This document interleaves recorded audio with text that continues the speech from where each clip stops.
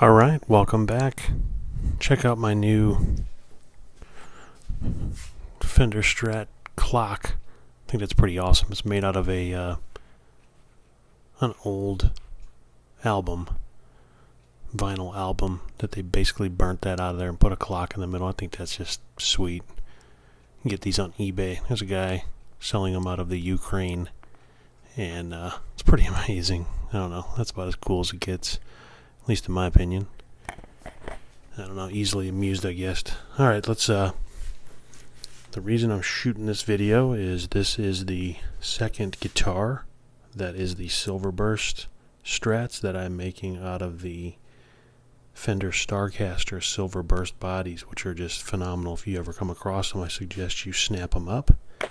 And if the other one that was sold to a gentleman in Philadelphia, Pennsylvania, it was the made in Mexico maple neck and the Starcaster body with the Seymour Duncan little 59 in the bridge and the two American 1989 pickups in the neck and the middle. This one is no slouch. This thing is amazing. I picked up these cases. This is not the greatest case in the world, but it's much better than any gig bag that you'd get from Fender. You know, any hard case is better than a gig bag. I don't care what anyone says. And then I get these. You can pick these stickers up. They're not cheap, but they look really, really nice. They're kind of a raised metal looking sticker. I think you can put those on amps, and I just think it looks really sharp on that case. Alright, so let's get to the inside. I'd like to just take you through this, hopefully inspire you guys to build one. This one turned out, this one's not going anywhere, I don't think. I always say that and I end up selling them if I get the right price, but this one's a monster. I'm just going to go through it from top to bottom. It turned out better. I wasn't sure with the neck how it was going to turn out, how it was going to fit, how it was going to play and feel, and I'm more than just blown away actually how it turned out. Because, I mean, if you use all genuine Fender parts, you always have a really good chance of things going together. Like I put the Made in Mexico neck on the body for the one that was sold, and it fit just perfectly. And this neck is not a genuine Fender neck, but it's no cheap. It's not a cheap one, and it fit perfectly. So I don't know. It's just amazing because I bought it for its looks. You can't find a Fender neck that's actually painted, and I'll show you in a minute how this one turned out. But I wanted it black. I mean, I just wanted to keep it as mean as possible, and I think that has been achieved. I've worked on many guitars and collected many, and I have yet to see its equal. And I think it's just a work of art. It looks awesome, and I'm glad they are kind of rare as far as the color is concerned. You can get them in the mod shop with Fender, but it'll cost you a solid $2,000 to build one of these, even with the cheapest specs, and you won't get a painted headstock. Will not happen. So I don't even think they even offer it. I own I think it's a 2010 Select Stratocaster with the mahogany body, and it has a painted headstock, but it's not painted on the sides. It's just the top that carries the black color.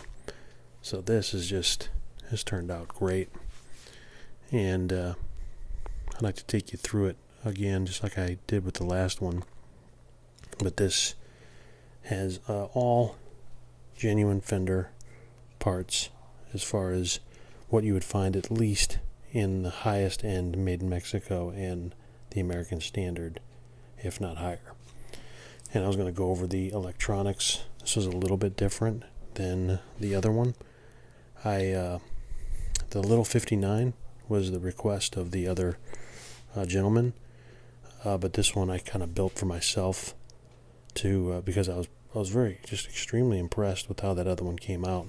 But I love the sound of the JB, the JB Junior. So it's the same as that little 59 Seymour Duncan. I don't know if that comes through, if you can see it on there. It's same as the little 59 as far as the how it's made for the Strat. You know, it's a smaller humbucker. It doesn't have the same exact output as a full-size JB, because I had a couple guitars in here and I put the voltage meter on them just to kind of test, and they are a little bit, they're not quite as hot, but not by a lot, but man, they sound just great. They really, I mean, if you know, it's all opinion, but if I had a choice between the little 59 and the JB Junior, I'll take the JB Junior all day. It's just super, it's a great sounding pickup. Anybody that lived in the 80s and 90s would definitely appreciate it, because it was pretty much the standard back then. Those and the super distortions. So, having said that, USA, you have USA Switchcraft output jack. You have 250K CTS potentiometers with an orange drop capacitor. And on this one, I wired the bridge pickup to have control right here. The bridge in the middle are both controlled with this tone, so it's kind of the modern wiring. But I also put a treble bleed on the volume pot on this one, which just does a great job. It just, when you turn it down, this thing does not muddy up at all, and it stays like a real good crisp sound with the with that humbucker in there, and it just sounds great when you roll off that volume. You don't lose any of the clarity that you love.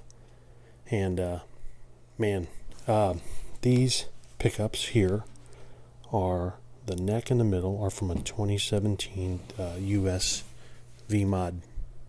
They're V-Mod pickups, so they are the staggered pole, if you can see them, and they use actually different magnets on one side and the other. So I mean, they just sound great, and they're pretty much noiseless. They are very quiet for single coil pickups, and of course perfectly shielded copper cavity with the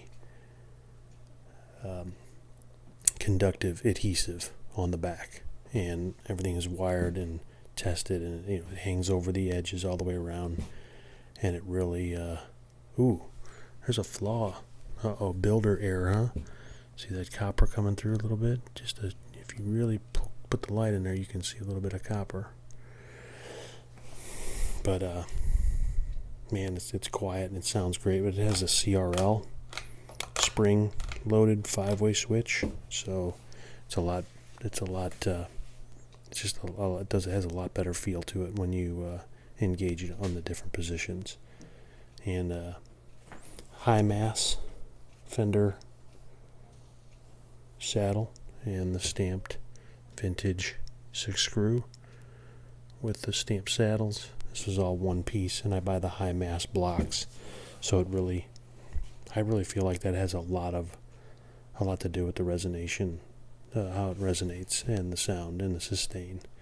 The thinner blocks that are in even some of the made in Mexico blocks are a little bit thinner, and I like the high mass ones. They sound great. All right, moving down. This was that neck I was telling you about. Pocket. I don't know. The light's probably not going to pick it up, but man, it fits just perfectly all the way around. And this was the thing that set this one over the top. This neck, although not a genuine Fender, it's not a cheap neck by any means. It was solid rosewood. Not solid rosewood, but a really thick rosewood fingerboard that I have used. What did I use? Here it is.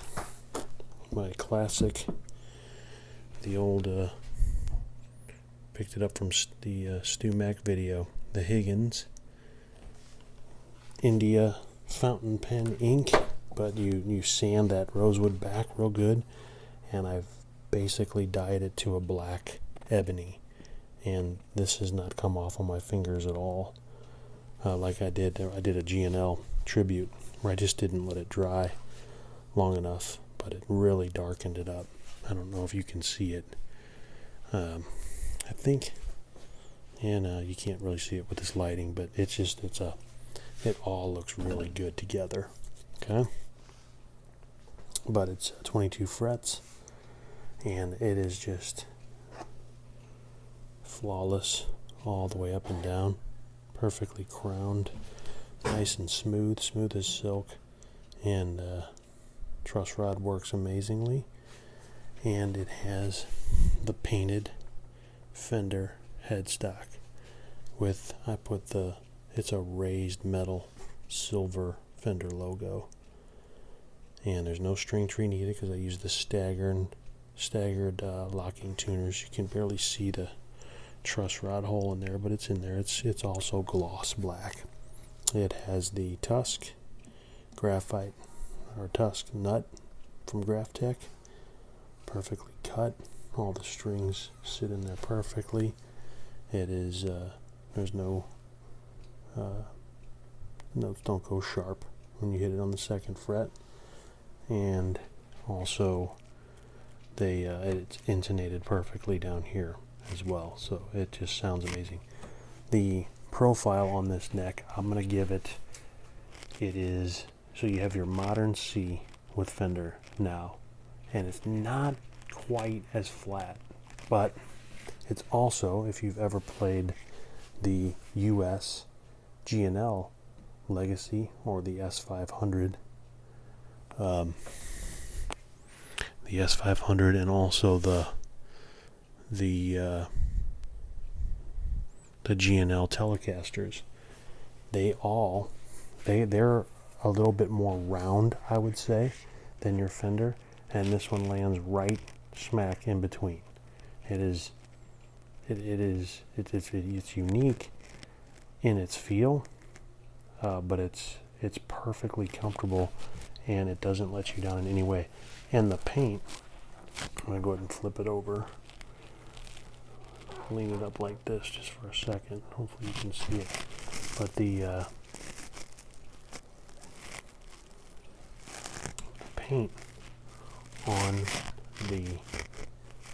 the neck, you would think might make it sticky, or that was my fear at least, but not at all. I'm talking smooth as silk, like glass. I mean, this thing, it's just smooth as silk, and it's a very fast neck, and it's not definitely not too chunky and not too thin. But that's what really, that was the jaw dropper to me when I saw that neck, and conditioned it like I did with all the fret ends, and polished each one meticulously, and dyed that fretboard down to black, where it just looks as mean as possible. And I think we pulled it off. Genuine, obvious, the locking tuners. I'm a fan of those. I love them. I think there's another set creeping around back there, waiting for the next guitar. But and of course, I'm obsessed with the Fender neck plates. Gotta have them. And it's got the chrome back, and you can kind of see that high mass block in there. Another great feature I bought for this guitar is it has the Infinity strap locks. These are great, and they fit right in. Okay, there's your strap lock, and you just kind of pop them on there. But they got the real nice Fender logo, looking sharp. And those will just attach to your straps, but they got the little buttons on the side. You just push in and they pull right out. So these are great, and I can't leave them set on the actual guitar. I have that fastened inside the case because it doesn't fit once you drop this down, which I'm going to do. Alright, so another quick overview for you guys to see. And the star of the show on this, other than obviously the flawless gorgeous Starcaster body. That Silverburst is great, and that chrome mirror pickguard looks phenomenal. But the showstopper on this one is really the way this one sounds and plays.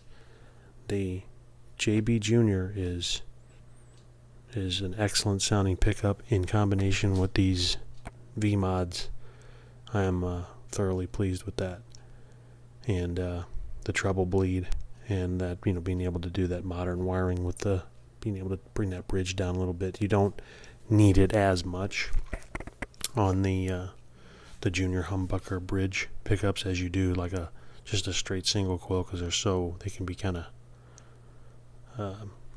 not ice picky, but real high tones, and you really do need to cut down that bridge. So it's more of an asset to have that wiring when you have a single coil in there. But still, even with that JB Junior in there, man, it's a screaming guitar, and it stays in tune beautifully. And I don't know, what else can I say? It's about as pretty as it gets.